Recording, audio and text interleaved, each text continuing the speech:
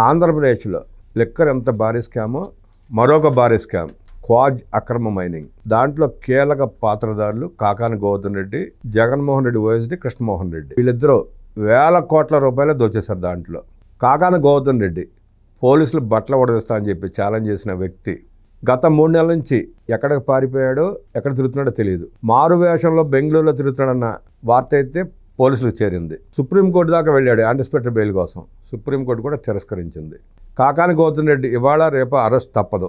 Police బట్టలు ఎప్పిస్తారన్న కాకాని గోవర్ధన్ రెడ్డి బట్టలు ఎప్పుతేయడానికి పోలీసులు రెడీగా ఉన్నారు. అసలు క్వాజ్ ఏంటి, క్వాజ్ విలువ ఏంటి, అక్రమ మైనింగ్లో ఎన్ని వేల కోట్లు దోచేసి ఉండొచ్చు, సమగ్రంగా విశ్లేషించేందుకు మనతో పాటు ప్రముఖ ఆర్థిక, రాజకీయ, సామాజిక విశ్లేషకులు కొత్త రవీంద్రబాబు గారు ఉన్నారు. వారిని అడిగి మరిన్ని విశేషాలు తెలుసుకుందాం. సార్ నమస్తే. నమస్తే. క్వాజ్ అది కూడా లిక్కర్ స్కామ్, 1,00,000 కోట్లు చిల్లర అనుకుంటున్నారు ప్రజలు. అది కూడా భారీ స్కామే, చాలా పెద్ద స్కామ్. అది దాని పూర్తి వివరాలు, దాన్ని ఎట్లా చూస్తారు? గతంలో వైఎస్ఆర్ కాంగ్రెస్ పార్టీ అధికారంలో ఉన్నప్పుడు మంత్రి పదవి వెలగబెట్టిన కాకాని గోవర్ధన్ రెడ్డి భారీ స్కామ్లో ఇరుక్కున్నాడు. ఒకటి, సపోజ్ ఆయన ఏ నేరము చేయలేదు అని అనుకుంటే, ఫర్ సపోజ్ విచారణకి హాజరై నోటీసులు తీసుకొని కడిగిన ముత్యంలాగా బయటికి రావచ్చును కదా. మరి ఎందుకు ఈ దొంగాట అనేది ఫస్ట్ ప్రైమరీ క్వశ్చన్. మనం ఈ డీటెయిల్స్లోకి ఒక్కసారి పరిశీలించినట్టయితే కాకాని గోవర్ధన్ రెడ్డి క్వాడ్జీ లేకపోతే మినరల్స్ ఎక్స్ప్లాయిటేషను స్కాము భారీ ఎత్తున జరుగుతుందని గడిచిన 7-8 సంవత్సరాల నుంచి, సుమారుగా 5-6 సంవత్సరాల నుంచి సోమిరెడ్డి చంద్రమోహన్ రెడ్డి గారు చాలా సంవత్సరాల నుంచి పోరాటం చేస్తున్నాడు, కంటిన్యూ కేసులు పెడుతున్నాడు. ఆయన రకరకాల అంశాలు వెలుగులోకి తీసుకొచ్చారు. ఏంటంటే నెల్లూరు జిల్లాలో ఈ క్వాడ్జీ ఎక్కువ దొరుకుతుంది. అది కూడా రుస్తుమ్ మైన్స్ అనమాట. రుస్తుమ్ మైన్స్లో క్వాడ్జీ అవైలబిలిటీ ఎక్కువ ఉంటుంది. అది ఒక రేర్ ఖనిజం, కాస్ట్లీ ఖనిజం, మినరల్. దాన్ని ఈయన ఏం చేశారంటే, ఈ నేతృత్వంలో బృందం, అందులో ఇప్పుడు ఈయన A4గా ఉన్నాడు ఈ కేసులో.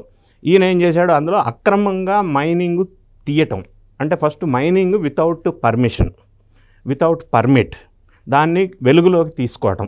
రెండోది, ఆ చుట్టుపక్కల ఉన్న పొలాలలో కూడా మైనింగ్ క్వాడ్జీ ఉందని తెలిసి ఆ పొలాలు గిరిజనులకి, SC STలకి సంబంధించిన పొలాలు అక్రమంగా లాగి గుంజుకోవటం, వాళ్ళని హింసించి. మూడోది, ఈ మైనింగ్ అక్రమం, తవ్వటం అక్రమం, పొలాలు గుంజుకోవటం అక్రమం. ఇంకొకటి ఏమంటే, ఈ మైనింగ్ బ్లాస్టింగ్ చేసేటప్పుడు ఆ డెటనేటర్స్ ఏదైతే ఉంటాయో, జెలటిన్ స్టిక్స్ కానీ డెటనేటర్స్ కానీ, బ్లాస్టింగ్కి ఉపయోగించే బ్లాస్టింగ్ సంబంధించిన పరికరాలు, మెటీరియల్, ఆ బ్లాస్టింగ్ మెటీరియల్ వాడేటప్పుడు పర్మిషన్ కావాలా, దాన్ని పర్మిషన్ లేకుండా వాడకూడదు, అదొక నేరం. మూడోది, దాన్ని స్టోరేజ్కి కూడా ఒక పర్మిషన్ కావాలా, దాన్ని బ్లాస్టింగ్ మెటీరియల్ పర్మిషన్ లేకుండా స్టోరేజ్ చేయటం. ఇవన్నీ అంశాల తర్వాత ఇది అక్రమంగా తీసుకొచ్చి విదేశాలకి తరలించడం. అంటే ఇందులో మళ్ళీ ఎన్ఫోర్స్మెంట్ డైరెక్టర్ కూడా ఇన్వాల్వ్ అవ్వాల్సిన అవసరం వస్తుందో అని నాకు డౌట్ వస్తూ ఉంది. ఈయన మీద నమోదైన కేసు అక్రమంగా క్వాడ్జీ తీసేసి మైనింగ్లో విదేశాలకి తరలించడం వల్ల ఇప్పటివరకు ప్రిలిమినరీలో విజిలెన్స్ ఎంక్వైరీలో 250 కోట్లు అని చెప్తున్నారు. యాక్చువల్గా అనధికారికంగా వస్తున్న సమాచారం ప్రకారం ఈ అన్ని అంశాలు ఇందులో ఉన్నాయి కాబట్టి వీటన్నిటి వల్ల ఎంత లబ్ధి పొందారు అనేది ఒక వార్త ఏమొస్తుందంటే 19,450 crores తేల్చారు. Mineral exploitation by Kakani Govardhan Reddy and team and batch. So ఇంత పెద్ద ఎత్తున అక్రమాలకి పాల్పడిన ఈ మాజీ మంత్రి ఈయన ఒక్కడే ఇండివిజువల్గా ఈ కార్యక్రమం చేశాడా? ఇందులో అధికారంలో ఉన్న పెద్ద మనుషులు సహాయాలు, సహకారాలు, పార్ట్నర్షిప్ ఇంకేమన్నా ఉందా అనేది కూడా వెలుగులోకి రావాల్సిన అంశం. సో ఈయన గడిచిన ఇన్ని నెలల నుంచి నోటీసులకు స్పందించకుండా, నోటీసులు తీసుకోకుండా, విచారణకి హాజరు కాకుండా బెంగళూరు ప్యాలెస్లో తలదాచుకున్నాడా, ఇంకా ఎక్కడ తలదాచుకున్నాడు అనేది అర్థం కాని అంశం. మూడోది, సెల్ ఫోన్ వాడటం కూడా బంద్ చేశాడు, ఎందుకంటే ట్రాక్ చేసి పట్టుకుంటారు కాబట్టి. నాలుగోది, కారుల్లో తిరిగితే ఎక్కడ టోల్ గేట్ దగ్గర ట్రాక్ చేసి పట్టుకుంటారా అని ఆటోలో తిరుగుతున్న సందర్భం. ఇదన్నీ ఒక పక్కన ఉంటూ హైకోర్టు కానీ సుప్రీంకోర్టు కానీ ఈయన పిటిషన్ను తిరస్కరించింది. ఎందుకంటే విచారణ ఎదురుకాక తప్పదు. ఈ విధంగా ప్రవర్తిస్తున్న మాజీ మంత్రులుగా చెప్పబడుతున్న వైఎస్ఆర్ కాంగ్రెస్ పార్టీలో పనిచేసిన వాళ్ళందరి స్టోరీ దాదాపుగా ఇదే స్టోరీ నడుస్తూ ఉంది కంటిన్యూగా. సో ఏదో ఒక రోజు వీళ్ళు విచారణకి సహకరించకపోయినా పోలీసులు వెంటాడి అదుపులోకి తీసుకొని అరెస్ట్లోకి తీసుకునే అవకాశం ఖచ్చితంగా కనిపిస్తుంది. ఎందుకంటే ఈ క్వాడ్జీ మినరల్ స్కామ్ అనేది మీరు అన్నట్టుగా భారీ స్కామే.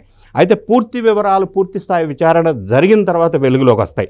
ఇప్పటివరకు ప్రాథమిక అంచనా ప్రకారం వీళ్ళు చెప్తున్న అమౌంట్ అది 250 crores. కాకాని గోవర్ధన్ రెడ్డితో మాజీ ముఖ్యమంత్రి జగన్మోహన్ రెడ్డి ఓఎస్డి కృష్ణమోహన్ రెడ్డి చేపించాడని, కృష్ణమోహన్ రెడ్డి పాత్రే దాంట్లో అధికమని, గోవర్ధన్ రెడ్డిది 10% 20% తీసుకుంటే మిగతా 80% కృష్ణమోహన్ రెడ్డి ద్వారా మళ్ళీ అది కూడా తాడేపల్లి ప్యాలెస్కే చేరిందన్న ప్రచారం జరుగుతుంది, ప్రజలు అనుకుంటున్నారు. దాన్ని మీరు ఎట్లా చూస్తారు? అందుకే నేను ఇప్పుడు ఇందాక ప్రస్తావించినట్టుగా ఈయన ఇండివిజువల్గా ఇండిపెండెంట్గా ఈ పెద్ద స్కామ్ హ్యాండిల్ చేశాడని ఎవరు అనుకోవట్లేదు. దీని వెనక పెద్ద మనుషుల హస్తం ఉంది. పెద్ద మనుషుల హస్తం ఉన్న ప్రతి చోట కృష్ణమోహన్ రెడ్డి అన్న హ్యాండిల్ చేసి ఉండాలా, సెకండ్ ఆప్షన్ ధనుంజయ రెడ్డి అన్న హ్యాండిల్ చేసి ఉండాలా. వీళ్ళిద్దరిలో ఎవరో ఒకరు ఇటువంటి హ్యాండిల్ చేసిన పరిస్థితి ఉంది అనేది లిక్కర్ స్కామ్ దర్యాప్తు చేస్తున్న సంస్థల వాళ్ళు చెప్పిన అంశాలను బట్టి మనకు స్పష్టంగా వెలుగులోకి వస్తుంది. మీరన్నట్టు ఇతను మొత్తం ఇన్ని వేల కోట్లు ఇతను ఒక్కడే తిని ఉండకపోవచ్చు. విచారణలో తీసుకున్న తర్వాత దర్యాప్తు సంస్థలు నిగ్గు తేలుస్తాయి. సో ఈ కేసు విషయం కూడా పెద్ద కేసు కాబట్టి, పెద్ద అమౌంట్ ఇన్వాల్వ్ అయి ఉంది కాబట్టి, పెద్ద అక్రమం కాబట్టి, అది కృష్ణమోహన్ రెడ్డా, ధనుంజయ రెడ్డా, తాడేపల్లి ప్యాలెసా అనేది కూడా తేలాల్సిన అవసరం ఉంది. ఇది కూడా ఒక భారీ స్కామ్ మళ్ళీ తాడేపల్లి ప్యాలెస్కు చుట్టుకునే విధంగా మనకి ప్రైమా ఫేసి కేసు చూసినట్టయితే అర్థమవుతా ఉంది. లిక్కర్ స్కామ్లానే క్వాజ్ అక్రమమైనింగ్ కూడా వేల కోట్ల రూపాయల స్కామ్ అంటూ కృష్ణమోహన్ రెడ్డితో పాటు కాకాని గోవర్ధన్ రెడ్డి ఇన్వాల్వ్మెంట్ కూడా ఉందని, వాళ్ళిద్దరు అరెస్ట్ తప్పదని విశ్లేషించిన కొత్త రవీంద్రబాబు గారికి ధన్యవాదాలు తెలియజేస్తూ నమస్కారం.